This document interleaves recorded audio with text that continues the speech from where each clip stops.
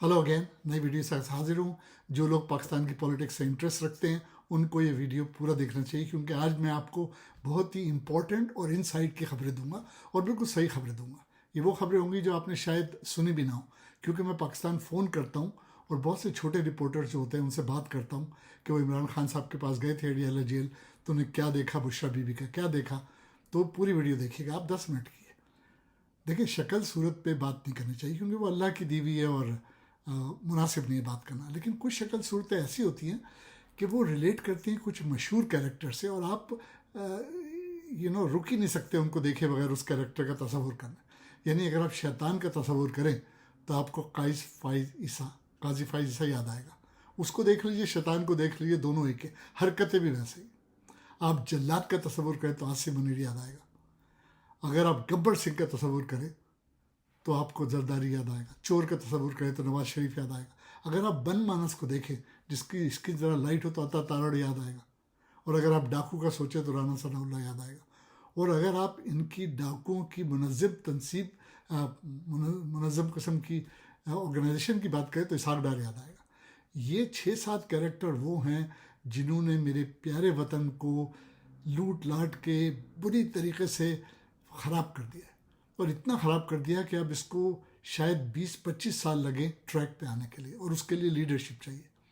देखिए, पाकिस्तान के 25 करोड़ अवाम हैं, उनके लीडर कभी ये नहीं सोचते कि मुल्क का कर्जा कैसे उतरेगा, मुल्क की एक्सपोर्ट कैसे बनाएं, हम जो है तरक्की कैसे करें, हमें डैम्स की ज़रूरत है वो कैसे बनाएं। बस वो ये सोचते हैं कि IMF से कर्जा कैसे मिल जाए, सऊदी अरब सपोर्ट कर दे, चाइना सपोर्ट कर दे, UAE हमें गारंटी दे दे, हमें IMF का कर्जा मिल जाए ताकि हम अपने सूद के पैसे अदा कर सकें। IMF के कर्जे से कर्जे नहीं उतर रहे हैं, सूद देने के लिए पैसे नहीं है। ये मुल्क की हालत है। उसके बावजूद मैं कहता हूँ पाकिस्तान की बुज़दिल अवाम, ये with the exception of 2 days अगो जो रावलपिंडी की अवाम निकली है, इतनी बुज़दिल अवाम है कि ना वो बांग्लादेश की तरफ देख रहे हैं ना श्रीलंका की तरफ देख रहे हैं। इनकलाब क्यों नहीं ला रहे?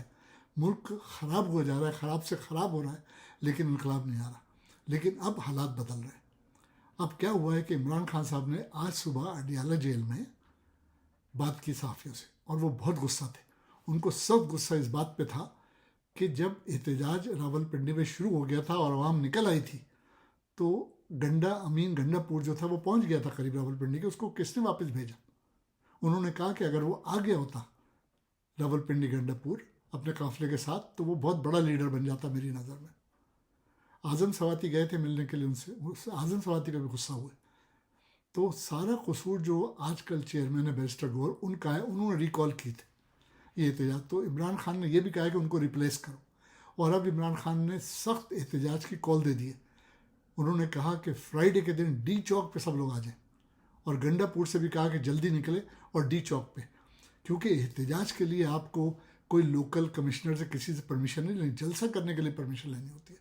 और तो और इमरान खान साहब ने एहतजाज का पहले ऐलान किया था कि हम एहतजाज करेंगे मियांवाली में, जो इमरान खान का आबाई इलाका और गढ़ है। उन्होंने कहा था हम फैसलाबाद में करेंगे, जहाँ PTI ने स्वीप किया था और मुस्लिम लीग नून बिल्कुल वहाँ से ख़त्म हो गई थी। और उन्होंने भावलपुर का भी ऐलान किया, दूसरी जगहों का भी ऐलान किया, कराची का एहतजाज भी अच्छा रहा। तो अब वो ऑल आउट हो गए इमरान खान साहब, उनको बहुत गुस्सा है। और बड़ा सही है कि उन्होंने कह दिया कि मुझे अपनी लीडरशिप से थोड़ी देर के लिए ला ताल्लुकी करनी है, मैं अवाम से डायरेक्ट कनेक्ट हो गया हूँ। अवाम आ रहे हैं, अवाम एहतजाज कर रहे हैं, हमें भरपूर एहतजाज करना है। और क्यों ना करें? आप देखें, सुप्रीम कोर्ट में जजेस आपस में लड़ रहे हैं। आज तक पाकिस्तान की तारीख में कभी ये नहीं हुआ कि इतनी ज़्यादा आपस में जजेस की लड़ाई हो। जब वो आपस में लड़ेंगे तो वो फैसला क्या करेंगे? और लड़ाई किस बात की है? सारा, जैसे मैंने आपसे 2-3 व्लॉग में कहा कि सारा खेल हो रहा है कि 3 लोगों को एक्सटेंशन मिल जाए। फाइज ईसा को एक्सटेंशन मिल जाए, हालांकि मुझे नहीं लग रहा उनको मिलेगी। सुल्तान राजा को मिल जाए, election commissioner, chief election commissioner, और आसिम मुनीर। ये तीनों अपने एक्सटेंशन के लिए कानून की धज्जियाँ उड़ा रहे हैं। अब आप देखें, अगर हम कानून की बात करें तो एक आर्टिकल 63A है जो 2 साल पहले बंदियाल साहब के ज़माने में जब वो चीफ जस्टिस से इंट्रोड्यूस कराया गया था कि अगर आपने पार्टी बेसिस पे इलेक्शन लड़ा है तो आप असम्बली में वोट नहीं डाल सकते, आपका वोट काउंट नहीं होगा। अगर आप डालेंगे तो वोट आपका काउंट नहीं होगा, इसलिए कि आपकी लॉयल्टी जो है वो तो पार्टी के साथ है, क्योंकि आवाम ने वोट दिया था PTI को, आपको तो नहीं दिया था। जैसे कनाडा में भी यही होता है कि अगर आप कैंडिडेट हैं लिबरल पार्टी के, कंजर्वेटिव पार्टी के, तो अगर अवाम आपको वोट देते हैं तो वो आपकी शख्सियत को, आपकी काबिलियत को वोट नहीं देते, वो तो लीडरशिप पे वोट देते हैं कि भाई लीडर जस्टिन ट्रूडो अच्छा है या पियर अच्छा है, तो वो वोट देते हैं कि भाई पार्टी के बेसिस पे आप इलेक्ट होते हैं। और मैं हमेशा कहता हूँ कि अगर कोई समझता है, पर्टिकुलरली हमारी साउथ एशियन कम्युनिटी में बड़ा तुर्रम खान है और वो इलेक्शन जीत सकता है, तो वो म्यूनिसिपल इलेक्शन लड़ के दिखाए। कनाडा की तारीख में आज तक कोई पाकिस्तानी मेयर नहीं बना, क्यों नहीं बना, यानी रीजनल काउंसलर भी नहीं बना, मेयर तो बड़ी बात है, इसलिए कि वो तो अवाम डायरेक्ट वोट देते हैं ना कैंडिडेट को। तो अगर अवाम डायरेक्ट वोट देते हैं तो अगर आप बहुत ही मकबूल होंगे जब भी आप ये सीटें जीत सकेंगे। एमपी भी बनना तो दूर की बात है, वो तो पार्टी के आप पिगी बैक करके बन जाते हैं। और पाकिस्तान में भी यही है कि पार्टी को लोग वोट देते हैं। तो ये बड़ी अच्छी बात थी कि 2 साल पहले डिसाइड हो गया था कि भाई अगर पार्टी के बेसिस पे आप इलेक्शन जीते हैं तो आपका वोट अगर आप देंगे भी तो काउंट नहीं होगा। लोटो को ख़त्म करना था, क्योंकि जो कुछ हुआ था, जिस तरीके से इमरान खान की हुकूमत को टॉपल किया गया था वोट ऑफ नो कॉन्फिडेंस में, उसके बाद ये बहुत ज़रूरी हो गया था। 2 साल बाद अब ये जो टोला आया हुआ है जरदारी और नून लीग का मिल के हुकूमत में, इन्होंने ये कहा कि भाई उसको ख़त्म करना चाहिए और उसके लिए उन्होंने रिव्यू फाइल किया। अब देखिए होता क्या है कि जिस जज ने उसकी हेयरिंग की थी उसको रिव्यू का हिस्सा होना लाजिम है, और वो थे जस्टिस मुनीबुर रहमान। इस वक्त आप देखेंगे जस्टिस काजी फाइज ईसा शैतान जो है वो चीफ जस्टिस है। उसके बाद जो सीनियर जज है मंसूर अली शाह साहब नेक्स्ट हैं, फिर उसके बाद ये मुनीबुर रहमान साहब हैं, उसके बाद याह्या अफरीदी साहब हैं। ये सीनियरिटी है, ये 3 जज आने हैं काजी फाइज ईसा के जाने के बाद। अब क्या हुआ कि जब ये किस्सा छिड़ा कि 63A को रिव्यू किया जाएगा, तो उसकी जो प्रैक्टिस एंड प्रोसीजर कमेटी जाली किस्म की बनाई हुई है, उस कमेटी ने 5 की लार्जर बेंच बना दी, 5 जजेस, जिसमें काजी फाइज ईसा और मंसूर साहब और मुनीब साहब ये भी शामिल थे।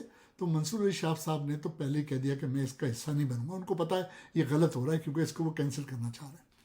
अब क्या होता है कि जब जज खुद से कह दे कि मुझे नहीं बनना इसका हिस्सा, तो चीफ जस्टिस के लिए बड़ी आसानी से वो चाहे तो किसी भी जज को ला के शामिल कर ले। ये उसकी सवाबदीद पे होता है। कमेटी की मंजूरी ज़रूरी होती है, लेकिन पाकिस्तान में तो पता नहीं, जो चीफ जस्टिस है वही कमेटी है, जो कमेटी को वो बोलेगा वही होगा।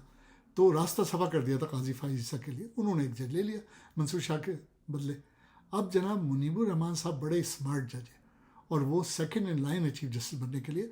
उन्होंने ये नहीं कहा कि मैं बेंच से अलहदा हो रहा हूँ, उन्होंने कहा मुझे इस बेंच की तश्कील पर कुछ तहफ़्फ़ुज़ात हैं। उन्होंने अपने एक लेटर लिखा चीफ जस्टिस को, उन्होंने अपने तहफ़्फ़ुज़ात बताए और बिल्कुल सही बताए। उन्होंने कहा मैं ये नहीं कह रहा मैं बेंच से अलहदा हो रहा हूँ, लेकिन पहले मेरे तहफ़्फ़ुज़ात दूर करो। तहफ़्फ़ुज़ात ये थे कि उन्होंने कहा कि ये बेंच जो बनाया गया है ये बेंच ही गलत है, इसलिए कि चीफ जस्टिस साहब को इसमें नहीं बैठना चाहिए था। उन्होंने तो सरबराही ले लिए डिसीजन लेने के लिए। दूसरा, उन्होंने कहा कि भाई आप ये बेंच जो बना रहे हैं, जो इस प्रोसीजर पर बातचीत करेंगे, यही गैर कानूनी है, ये मंशूर के ख़िलाफ़ है, इसको पहले फुल बेंच में ले जाओ और मेरे तहफ़्फ़ुज़ात दूर करो, उसके बाद मैं बेंच का हिस्सा बनूंगा। अब देखिए लीगली कानून ये कहता है कि जब जस्टिस मुजीबुर रहमान ने यह कह दिया कि वो बेंच से अलहदा नहीं हो रहे हैं, लेकिन पहले उनके तहफ़्फ़ुज़ात दूर कराएं, तो हेयरिंग नहीं होनी चाहिए थी। फिर ये होना चाहिए था कि मामला जाता फुल बेंच के पास, वो डिसाइड करती कि मुनीबुर रहमान साहब सही बोल रहे हैं गलत बोल रहे हैं। ऐसा नहीं हुआ। काजी ईसा ने को इतनी जल्दी है कि उसको डर है कि 24 अक्टूबर के बाद तो मैं चीफ जस्टिस नहीं रहूँगा, तो वो अपने आकाओं को खुश करने के लिए और आखिरी उम्मीद उसकी एक्सटेंशन की जो है उसके लिए उसने हेयरिंग कर ली। और 5 जजेस का जो बेंच था उसमें 4 प्रेजेंट थे, मुनीबुर रहमान साहब की कुर्सी खाली थी। लेकिन सरप्राइजिंगली जो डॉक्यूमेंट्स हैं उसके ऊपर मुनीबुर रहमान साहब की सिग्नेचर की जगह खाली है। ये अनदर इलीगल एक्ट है कि एब्सेंटी जज का आप कैसे लिख रहे हैं। उसके बाद काजी फाइज ईसा ने हेयरिंग कंडक्ट की और तो और एक जुडिशल ऑर्डर इशू किया और रजिस्ट्रार से कहा कि जाके ये जो है मुनीब साहब को दो, और उसमें उन्होंने कहा कि आप तशरीफ़ लाइए और ज्वाइन कीजिए, कल आ जाइए आप।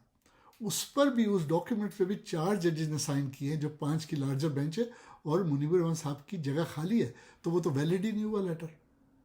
जैसे मुनीबुर रहमान ने ये कहा कि ना ये लेटर वैलिड है, ना ही जो आपने हेयरिंग कंडक्ट की है ना ये वैलिड है। दूसरी बात ये कि जो procedure practice and procedure act है ये भी कंट्रोवर्शियल है। उसकी वजह यह कि 76 साल में तो आज तक पार्लियामेंट ने डायरेक्शन नहीं दी सुप्रीम कोर्ट को क्या करना है क्या नहीं करना। ये ऑल ऑफ ए सडन क्यों हो रहा है? ये सारा खेल खेला जा रहा है कि किसी भी तरीके से ये जो जाली हुकूमत है जो फॉर्म 47 पे है इसको बरकरार रखा जाए।